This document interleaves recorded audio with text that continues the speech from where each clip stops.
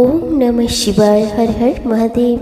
जय शिव शंभु। प्रिय बंधुगण, आज भाद्र मास सोमवार रे महादेवंकर मंत्र जप कले अत्यंत शुभ होते। जीवन समस्त दुख दूर होते। यह मंत्र अत्यंत शक्तिशाली एवं प्रभावशाली अटे। गभीर भाव हिंदू शास्त्र सहित संयुक्त होती। जप कले धनर अभाव रुहे नहीं। सबुठारु मूल्यवान संपद स्वास्थ्य भल रुहे। यही मंत्र जप कले किंबा श्रवण कले महादेव शीघ्र प्रसन्न होइथांती। जीवनर दुख दूर करी सुख प्रदान करथांती। भोलेनाथ आशीर्वाद मिलता है, जहाद्वारा सबु असाध्य कार्य सिद्ध होता है। तेणु बंधुगण, महादेवंकर अशेष कृपा प्राप्ति पाई आसतु यह शक्तिशाली मंत्र को श्रवण करबा। सनातन धर्म पर जदि आपनकर विश्वास रही यह चैनल को सब्सक्राइब करी वीडियो को गोटे लाइक कर दिंतु एवं कमेंट रे हर हर महादेव जय शिव शंभु निश्चय लिखंतु। ओम नमस्तेस्तु भगवान विश्वेश्वराय महादेवाय त्र्यंबकाय त्रिपुरांतकाय त्रिकालाग्निकालाय कालाग्निरुद्राय नीलकंठाय मृत्युंजयाय सर्वेश्वराय सदाशिवाय श्रीमन् महादेवाय नमः। ओम नमस्तेस्तु भगवान विश्वेश्वराय महादेवाय त्र्यंबकाय त्रिपुरांतकाय त्रिकालाग्निकालाय कालाग्निरुद्राय नीलकंठाय मृत्युंजयाय सर्वेश्वराय सदाशिवाय श्रीमन् महादेवाय नमः। ओम नमस्तेस्तु भगवान विश्वेश्वराय महादेवाय त्र्यंबकाय त्रिपुरांतकाय त्रिकालाग्निकालाय कालाग्निरुद्राय नीलकंठाय मृत्युंजयाय सर्वेश्वराय सदाशिवाय श्रीमन् महादेवाय नमः। ओम नमस्तेस्तु भगवान विश्वेश्वराय महादेवाय त्र्यंबकाय त्रिपुरांतकाय त्रिकालाग्निकालाय कालाग्निरुद्राय नीलकंठाय मृत्युंजयाय सर्वेश्वराय सदाशिवाय श्रीमन् महादेवाय नमः। ओम नमस्तेस्तु भगवान विश्वेश्वराय महादेवाय त्र्यंबकाय त्रिपुरांतकाय त्रिकालाग्निकालाय कालाग्निरुद्राय नीलकंठाय मृत्युंजयाय सर्वेश्वराय सदाशिवाय श्रीमन् महादेवाय नमः। ओम नमस्तेस्तु भगवान विश्वेश्वराय महादेवाय त्र्यंबकाय त्रिपुरांतकाय त्रिकालाग्निकालाय कालाग्निरुद्राय नीलकंठाय मृत्युंजयाय सर्वेश्वराय सदाशिवाय श्रीमन् महादेवाय नमः। ओम नमस्तेस्तु भगवान विश्वेश्वराय महादेवाय त्र्यंबकाय त्रिपुरांतकाय त्रिकालाग्निकालाय कालाग्निरुद्राय नीलकंठाय मृत्युंजयाय सर्वेश्वराय सदाशिवाय श्रीमन् महादेवाय नमः। ओम नमस्तेस्तु भगवान विश्वेश्वराय महादेवाय त्र्यंबकाय त्रिपुरांतकाय त्रिकालाग्निकालाय कालाग्निरुद्राय नीलकंठाय मृत्युंजयाय सर्वेश्वराय सदाशिवाय श्रीमन् महादेवाय नमः।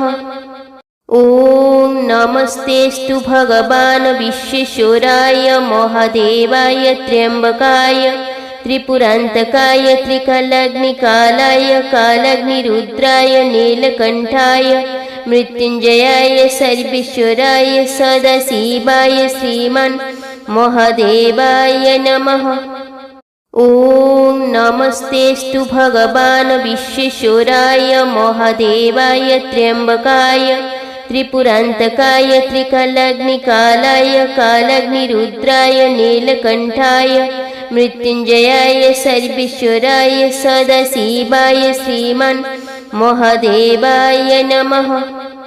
ॐ नमस्तेऽस्तु भगवान् विश्वेश्वराय महादेवाय त्र्यम्बकाय त्रिपुरान्तकाय त्रिकालाग्निकालाय कालाग्निरुद्राय नीलकण्ठाय मृत्युञ्जयाय सर्वेश्वराय सदाशिवाय श्रीमन् महादेवाय नमः। ॐ नमस्तेऽस्तु भगवान् विश्वेश्वराय महादेवाय त्र्यम्बकाय त्रिपुरान्तकाय त्रिकालाग्निकालाय कालाग्निरुद्राय नीलकण्ठाय मृत्युञ्जयाय सर्वेश्वराय सदाशिवाय श्रीमन् महादेवाय नमः। ॐ नमस्तेऽस्तु भगवान् विश्वेश्वराय महादेवाय त्र्यम्बकाय त्रिपुरान्तकाय त्रिकालाग्निकालाय कालाग्निरुद्राय नीलकण्ठाय मृत्युञ्जयाय सर्वेश्वराय सदाशिवाय श्रीमन् महादेवाय नमः। ॐ नमस्तेऽस्तु भगवान् विश्वेश्वराय महादेवाय त्र्यम्बकाय त्रिपुरान्तकाय त्रिकालाग्निकालाय कालाग्निरुद्राय नीलकण्ठाय मृत्युञ्जयाय सर्वेश्वराय सदाशिवाय श्रीमन् महादेवाय नमः। ॐ नमस्तेऽस्तु भगवान् विश्वेश्वराय महादेवाय त्र्यम्बकाय त्रिपुरान्तकाय त्रिकालाग्निकालाय कालाग्निरुद्राय नीलकण्ठाय मृत्युञ्जयाय सर्वेश्वराय सदाशिवाय श्रीमन् महादेवाय नमः। ॐ नमस्तेऽस्तु भगवान् विश्वेश्वराय महादेवाय त्र्यम्बकाय त्रिपुरान्तकाय त्रिकालाग्निकालाय कालाग्निरुद्राय नीलकण्ठाय मृत्युञ्जयाय सर्वेश्वराय सदाशिवाय श्रीमन् महादेवाय नमः। ॐ नमस्तेऽस्तु भगवान् विश्वेश्वराय महादेवाय त्र्यम्बकाय त्रिपुरान्तकाय त्रिकालाग्निकालाय कालाग्निरुद्राय नीलकण्ठाय मृत्युञ्जयाय सर्वेश्वराय सदाशिवाय श्रीमन् महादेवाय नमः। ॐ नमस्तेऽस्तु भगवान् विश्वेश्वराय महादेवाय त्र्यम्बकाय त्रिपुरान्तकाय त्रिकालाग्निकालाय कालाग्निरुद्राय नीलकण्ठाय मृत्युञ्जयाय सर्वेश्वराय सदाशिवाय श्रीमन् महादेवाय नमः। ॐ नमस्तेऽस्तु भगवान् विश्वेश्वराय महादेवाय त्र्यम्बकाय त्रिपुरान्तकाय त्रिकालाग्निकालाय कालाग्निरुद्राय नीलकण्ठाय मृत्युञ्जयाय सर्वेश्वराय सदाशिवाय श्रीमन् महादेवाय नमः। ॐ नमस्तेऽस्तु भगवान् विश्वेश्वराय महादेवाय त्र्यम्बकाय त्रिपुरान्तकाय त्रिकालाग्निकालाय कालाग्निरुद्राय नीलकण्ठाय मृत्युञ्जयाय सर्वेश्वराय सदाशिवाय श्रीमन् महादेवाय नमः। ॐ नमस्तेऽस्तु भगवान् विश्वेश्वराय महादेवाय त्र्यम्बकाय त्रिपुरान्तकाय त्रिकालाग्निकालाय कालाग्निरुद्राय नीलकण्ठाय मृत्युञ्जयाय सर्वेश्वराय सदाशिवाय श्रीमन् महादेवाय नमः। ॐ नमस्तेऽस्तु भगवान् विश्वेश्वराय महादेवाय त्र्यम्बकाय त्रिपुरान्तकाय त्रिकालाग्निकालाय कालाग्निरुद्राय नीलकण्ठाय मृत्युञ्जयाय सर्वेश्वराय सदाशिवाय श्रीमन् महादेवाय नमः। ॐ नमस्तेऽस्तु भगवान् विश्वेश्वराय महादेवाय त्र्यम्बकाय त्रिपुरान्तकाय त्रिकालाग्निकालाय कालाग्निरुद्राय नीलकण्ठाय मृत्युञ्जयाय सर्वेश्वराय सदाशिवाय श्रीमन् महादेवाय नमः। ॐ नमस्तेऽस्तु भगवान् विश्वेश्वराय महादेवाय त्र्यम्बकाय त्रिपुरान्तकाय त्रिकालाग्निकालाय कालाग्निरुद्राय नीलकण्ठाय मृत्युञ्जयाय सर्वेश्वराय सदाशिवाय श्रीमन् महादेवाय नमः। ॐ नमस्तेऽस्तु भगवान् विश्वेश्वराय महादेवाय त्र्यम्बकाय त्रिपुरान्तकाय त्रिकालाग्निकालाय कालाग्निरुद्राय नीलकण्ठाय मृत्युञ्जयाय सर्वेश्वराय सदाशिवाय श्रीमन् महादेवाय नमः। ॐ नमस्तेऽस्तु भगवान् विश्वेश्वराय महादेवाय त्र्यम्बकाय त्रिपुरान्तकाय त्रिकालाग्निकालाय कालाग्निरुद्राय नीलकण्ठाय मृत्युञ्जयाय सर्वेश्वराय सदाशिवाय श्रीमन् महादेवाय नमः। ॐ नमस्तेऽस्तु भगवान् विश्वेश्वराय महादेवाय त्र्यम्बकाय त्रिपुरान्तकाय त्रिकालाग्निकालाय कालाग्निरुद्राय नीलकण्ठाय मृत्युञ्जयाय सर्वेश्वराय सदाशिवाय श्रीमन् महादेवाय नमः। ॐ नमस्तेऽस्तु भगवान् विश्वेश्वराय महादेवाय त्र्यम्बकाय त्रिपुरान्तकाय त्रिकालाग्निकालाय कालाग्निरुद्राय नीलकण्ठाय मृत्युञ्जयाय सर्वेश्वराय सदाशिवाय श्रीमन् महादेवाय नमः। ॐ नमस्तेऽस्तु भगवान् विश्वेश्वराय महादेवाय त्र्यम्बकाय त्रिपुरान्तकाय त्रिकालाग्निकालाय कालाग्निरुद्राय नीलकण्ठाय मृत्युञ्जयाय सर्वेश्वराय सदाशिवाय श्रीमन् महादेवाय नमः।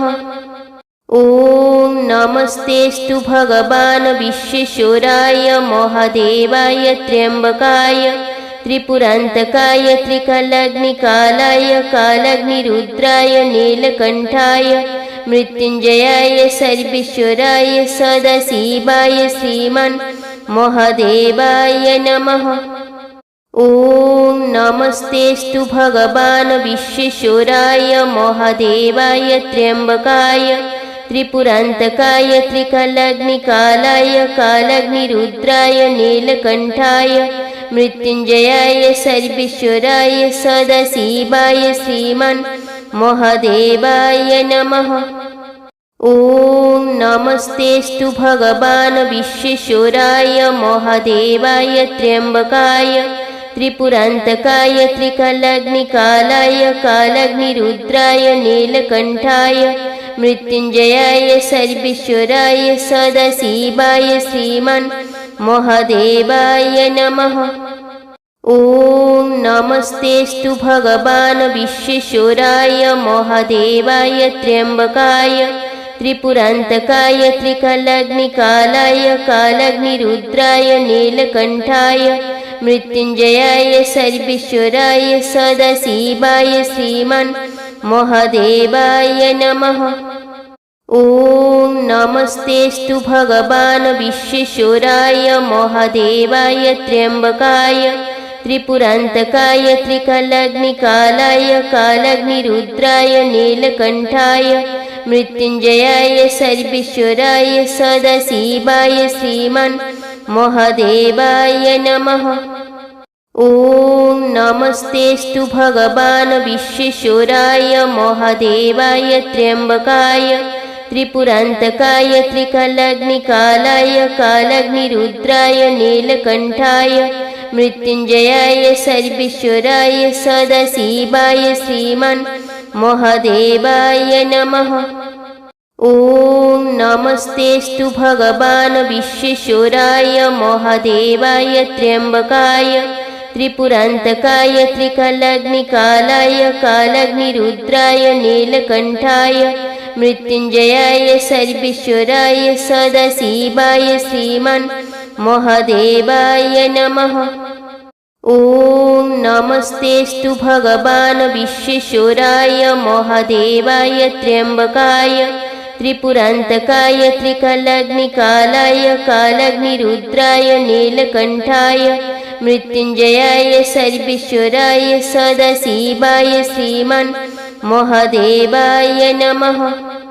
ॐ नमस्तेऽस्तु भगवान् विश्वेश्वराय महादेवाय त्र्यम्बकाय त्रिपुरान्तकाय त्रिकालाग्निकालाय कालाग्निरुद्राय नीलकण्ठाय मृत्युञ्जयाय सर्वेश्वराय सदाशिवाय श्रीमन् महादेवाय नमः। ॐ नमस्तेऽस्तु भगवान् विश्वेश्वराय महादेवाय त्र्यम्बकाय त्रिपुरान्तकाय त्रिकालाग्निकालाय कालाग्निरुद्राय नीलकण्ठाय मृत्युञ्जयाय सर्वेश्वराय सदाशिवाय श्रीमन् महादेवाय नमः। ॐ नमस्तेऽस्तु भगवान् विश्वेश्वराय महादेवाय त्र्यम्बकाय त्रिपुरान्तकाय त्रिकालाग्निकालाय कालाग्निरुद्राय नीलकण्ठाय मृत्युञ्जयाय सर्वेश्वराय सदाशिवाय श्रीमन् महादेवाय नमः।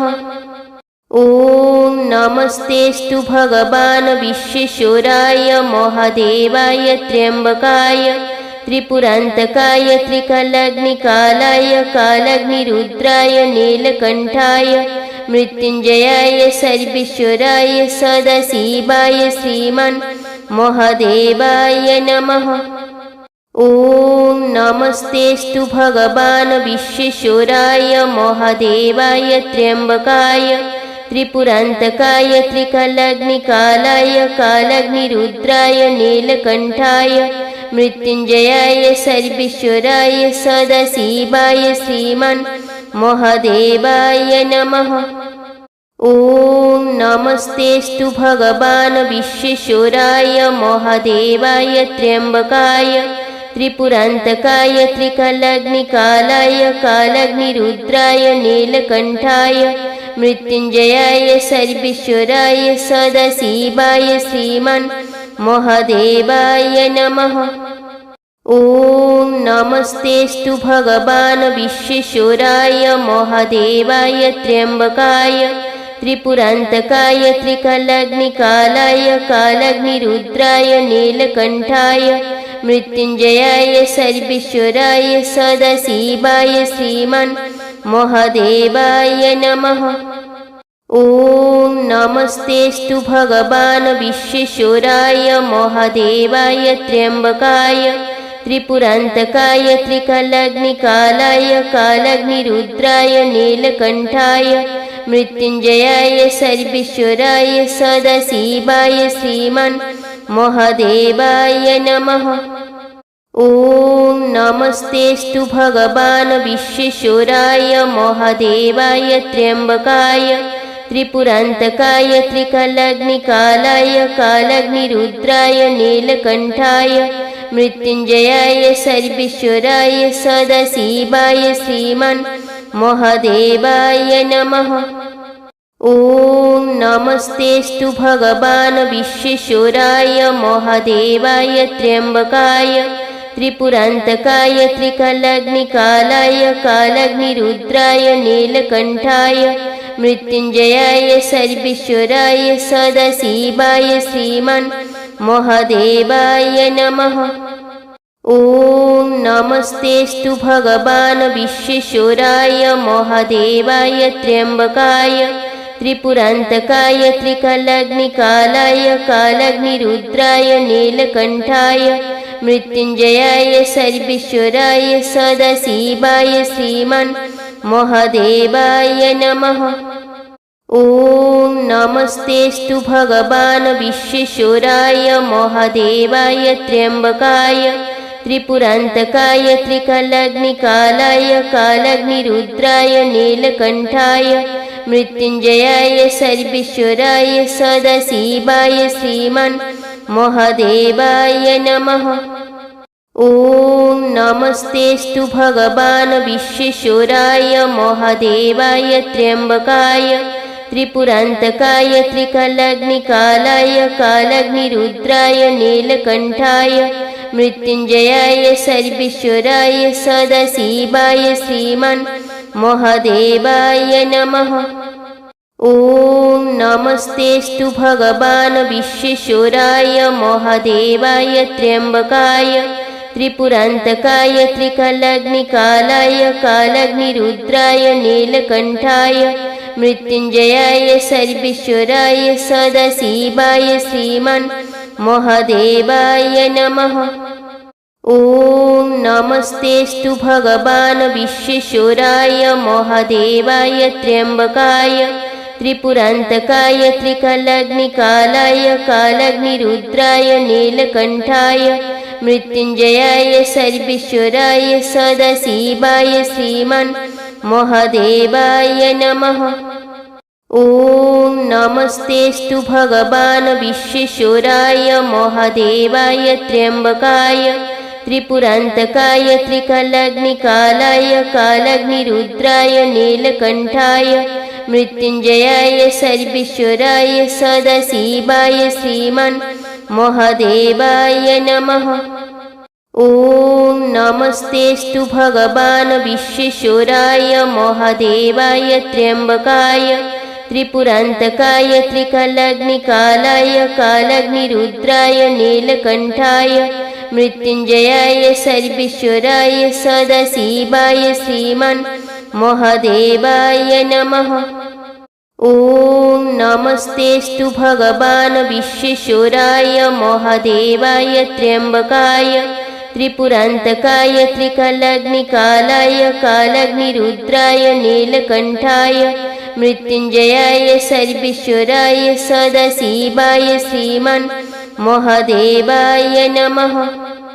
ॐ नमस्तेऽस्तु भगवान् विश्वेश्वराय महादेवाय त्र्यम्बकाय त्रिपुरान्तकाय त्रिकालाग्निकालाय कालाग्निरुद्राय नीलकण्ठाय मृत्युञ्जयाय सर्वेश्वराय सदाशिवाय श्रीमान् महादेवाय नमः। ॐ नमस्तेऽस्तु भगवान् विश्वेश्वराय महादेवाय त्र्यम्बकाय त्रिपुरान्तकाय त्रिकालाग्निकालाय कालाग्निरुद्राय नीलकण्ठाय मृत्युञ्जयाय सर्वेश्वराय सदाशिवाय श्रीमान् महादेवाय नमः।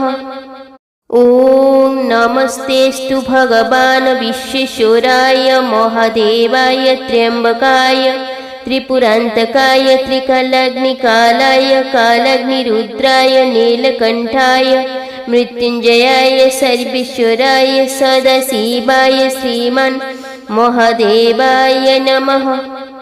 ॐ नमस्तेऽस्तु भगवान् विश्वेश्वराय महादेवाय त्र्यम्बकाय त्रिपुरान्तकाय त्रिकालाग्निकालाय कालाग्निरुद्राय नीलकण्ठाय मृत्युञ्जयाय सर्वेश्वराय सदाशिवाय श्रीमान् महादेवाय नमः। ॐ नमस्तेऽस्तु भगवान् विश्वेश्वराय महादेवाय त्र्यम्बकाय त्रिपुरान्तकाय त्रिकालाग्निकालाय कालाग्निरुद्राय नीलकण्ठाय मृत्युञ्जयाय सर्वेश्वराय सदाशिवाय श्रीमान् महादेवाय नमः।